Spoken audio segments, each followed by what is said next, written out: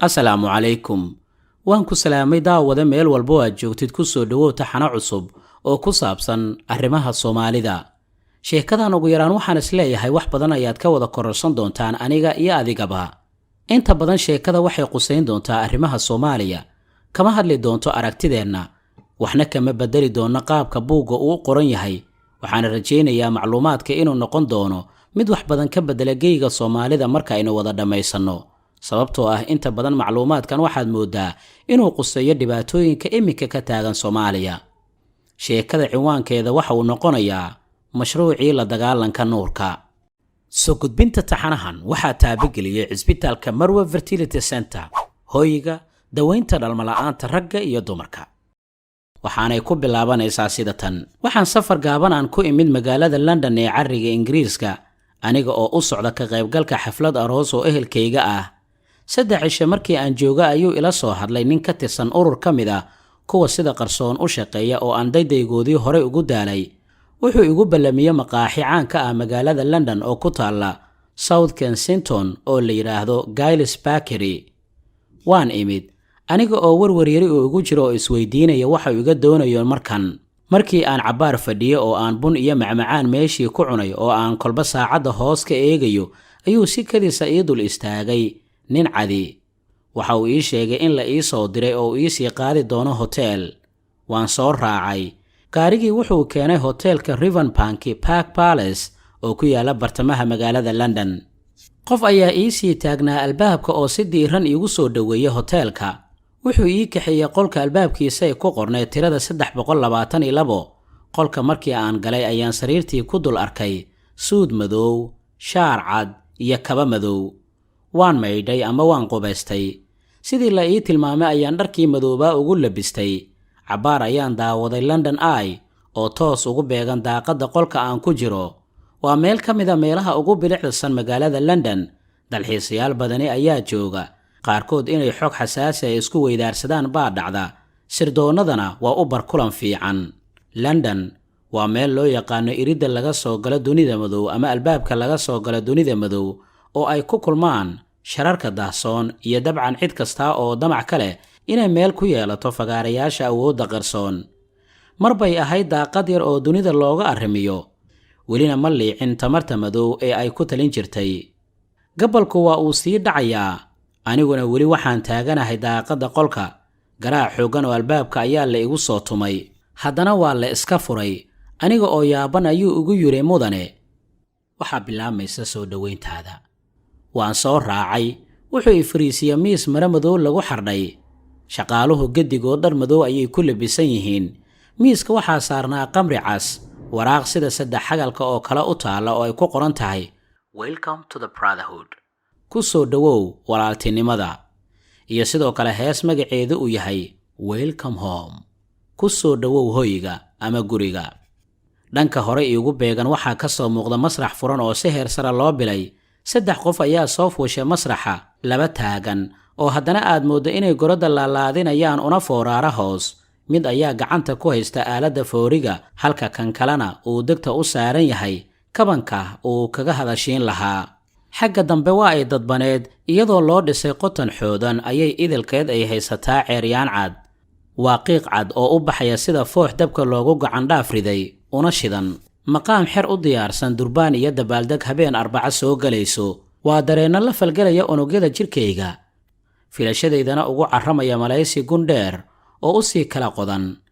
yaab iyo yididilo, midba ay mid godkeeda la bara saarayso. doonistayda iyo diidmada ruuxdayda ayaa wehel iigu filnaatay.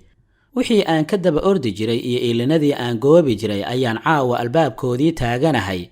malaha ayaa igu itaalsaday. markiiba gabar dhar madow xiran ayaa masraxa soo fuushay.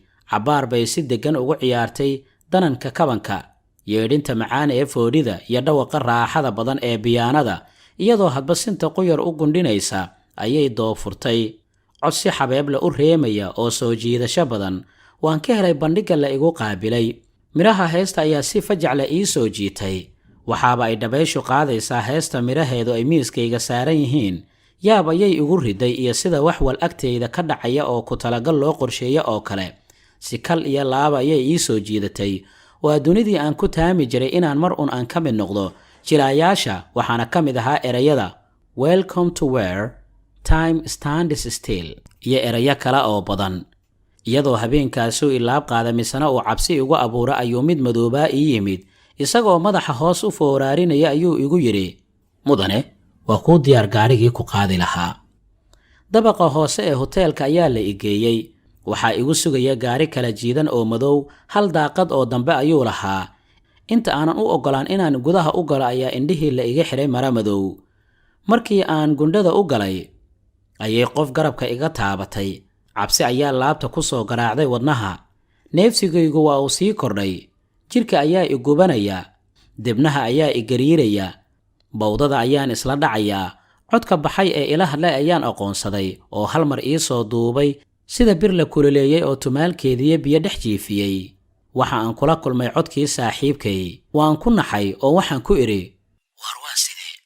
isaguna wuxuu iigu halceliyey, waa adigii muddo daba socday inaad nagu soo biirto ee aad codsigaagii 2 jeer aan diidnay, Club of Rome iyo Scottish Temple. hadda waxaa kuu timid fursad aad isku muujin karto.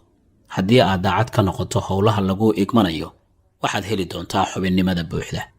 judhiiba xasuus hore ayaan isdaawodsiiyey.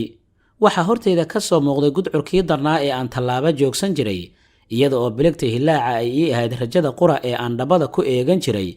habeenkii dheeraa ee qalbigayga qoomay ayaan si xun ii gelgelay. kolkaas ayaan dib u fiirsadaa hayaankii aan halkaa ku imid iyo rabitaankaygii aan dheefta ku raadin jiray ee godkaan ila soo galay, si aan gedigeedba ruuxdaydii ugu sadaqeeyo hanashada hanti adduun oo badan. helidda xubinnimada waxaan u arkaya fursad aan ku dabooli karayo fashilkii ay nolosha i badday.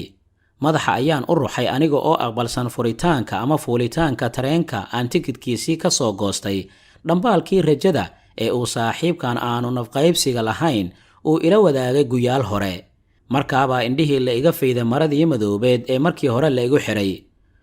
magaalada waan ka sii baxayaa, waxaana gaaray dhismo dhulka hoostiisa ka dhisan oo aad yaabaysa qaabka loo bineeyey. saaxiibkay gaarigii ayuu ku haray.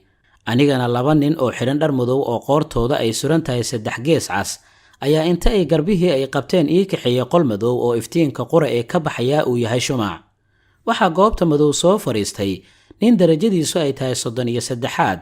magaciisa waxaa la igu sheegay Paul Macmillan. waa heerka ugu sarreeya ee laga gaara nidaamka maamul ee ururada qarsoon. nafurid ayaa halkan lagu soo gaaraa. waa dad sadaqeeya kuwii ay jeclaayeen ee ay ku indhaqabowsan jireen si ay u gaaraan heerarka nolosha ay ka rajaynayeen. aniguse mar hore ayaan dayro ahaa, maal raadintuna iyada ayaa indhaha iga xirtay oo dacay iyo keenaba igu kaxaysa si aan u fuulo damac kasta oo waalan.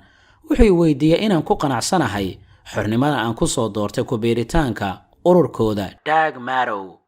waan fooraarsaday anigoo ogsoon inaysan jirin wax iga lumaya oo aan haystay. ayaan horeyba ka aqbalay dalabkoodii. habeenkii halkaas ayaa xaflad la iigu agaasimay oo la ii sameeyey dheel dhaqankooda udubdhexaad u ahayd oo ay u yaqaanaan orogii dhalashada. 3 habeen kadib, aniga oo sidii meeshii ugu jira ayaa Paul wuxuu ii kaxeeyey qol madow. markaas ayaa ilayskii lagu qabtay gidaarka. waxaa la i tusay qariirad madow oo ay cad yihiin 2 meelood oo keliya. wuxuu i weydiiyey Paul, 2 meelood ee cad miyaad garanaysaa? waxaan ku idhi, midi waa geeska Afrika, tan kalena waa bariga dhexe. Paul ayaa kadib hadalkii qaatay oo wuxuu yidhi, mid waa dhulka Soomaalida, midda kalena waa dhulka Shaam. wuxuu ii raaciyay in qariiradaani la sameeyey shirkii Berlin ka dhacay sanadkii 1884. waxaa kaloo uu ii sheegay arrin argagax igu riday. Paul Macmillan wuxuu igu yidhi, shirkaasi waxaa fadhiya kii samada ka soo dhacay. markii uu arkay inaanan fahmin ayaa wuxuu iigu micneeyey, idinku shaydaan ayaad u taqaanaan. wuxuu noo sheegay in dhulka Soomaalida iyo Shaamba ay yihiin 2 nuur ee u baahan in lala dagaalamo si qorshahooda uu u fulo. markaas ayay cabsi ugu abuurantay. waxaan jeclaystay inaan halkan aanan iman. waxaase cod gudaha igula hadlay oo igu yidhi, xog badan aad ogaatida adkayso. cidda ila hadlaysaa ma aanan garan, ee beri dambe ayaan ogaan doonaa inuu igu shaqaysanayo xoog ka awood badan kuwii aan ku biiray oo iyaguna iga lahaa ujeeddo yaabkeeda gaarka lahayd. Paul waa uu ii dareemay inuu buuqi ugu furan yahay. wuxuu ii sheegay marka aan koro salaanta ama jaranjarada koowaad ee tan kala sarreynta ah in cabsidu iga baabi'i doonto. laakiin la iiga baahan yahay nafurid lixaad leh, howlkarnimo iyo hal adeeg weyn. waxa uu si toosa iigu sheegay baahida xilligaani keentay in loo baahdo dad Soomaali ah oo gudaha ka dagaalama oo noqda gacanta qarsoon ee noo fulisa danaha walaalaha madow ee ay ka leeyihiin dhulka ilaashan ciddii u ilaashanaa. waqtigaani waxaa nagu adkaatay inaannu dibadda kala dagaalanno, weliba wax walba waxay isbedeli doonaan marka la gaaro tirsiga taariikhdiisu ay ku beegan tahay 21 Diseembar 2016. waxaan jeclaystay inaan ogaado sababta xilligaasi wax walba ay isu bedelayaan. waxa aad moodaa inuu maqlayo faqa gudahayga ka socda. waxa uu ii sheegay in xog badan oo aan loo sheegi jirin xubnaha Dagmarow oo aan nasiib u yeeshay in aniga la ii furo. sirtan waxaa la siin jiray inta darajadooda ay ka hooseyso 21aad. cidda fashalisaana xukunkooda wuxuu ahaa dil, adiguna maanka ku hay inaad ilaaliso. ballanku waa ballankii, seeftuna waa seeftii. qoorjar baana u qoondaynaa qofkii ka leexda, luma ama damca inuu la baxsado xogta qarsoon ee loo dhiibay.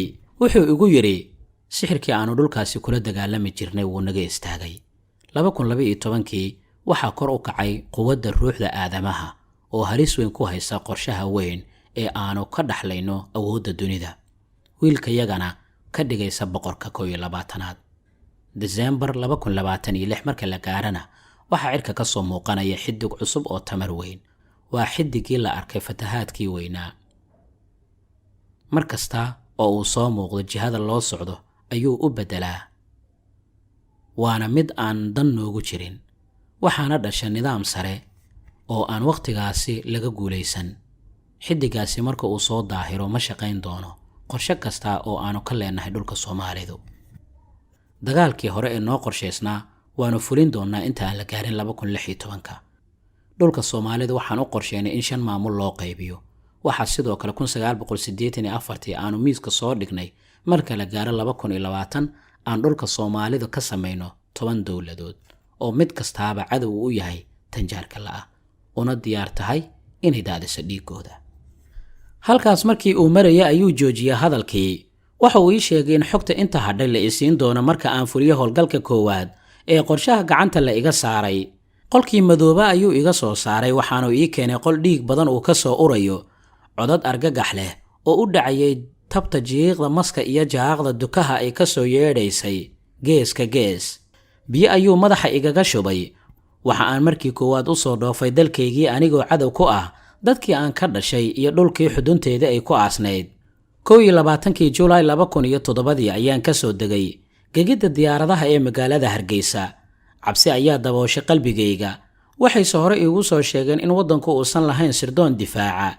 inkastoo xukuumaddii waqtigaa talinaysa ay wada ahaayeen sirdoon, haddana hankooda waxa uu ku koobnaa iska ilaalinta koox jabhad ahayd oo isku urursanaysay inay talada markooda ay wax ka maalaan. sirdoonka adduunka kale 5 tiir oo ummad la'aanteed aanay tamarinayn ayuu u ilaaliyaa oo difaaca. moorada oo ah badqabka maskaxda, madaxda iyo maamulka jira. murtida oo ah cilmiga iyo xikmadda awoodda sameeya, iyo dhaqanka oo ah dadku waxay aaminsan yihiin oo ay ku dhaqmaan ama ay iska dhaxlaan. tan kalena waxay tahay dhaqaalaha oo ah dheefta iyo dhitada ay haystaan. hiddaha iyo caadooyinka oo ay soo hoosgalayaan wax badan oo ah abuurka, fayaqabka, curinta iyo ciyaaraha la halmaala. kuwa ayaa dunida la kala dhacaa, lana kala difaacdaa, isla markaana loo samaystaa sirdoon ilaaliya, mararka qaarna soo dhaca sida dalalka doonaya inay dhaxlaan asalka awoodda oo Shiinuhu ugu tafroon yahay. halkaa ha inoo joogto qaybta koowaad ee mashruucii la dagaalanka nuurka. laysaar muuqaalka kana dhiiba aragtidaada, waad mahadsan tahay. qaybta xigta inta aan ku kulmi doonno, nabadgelyo.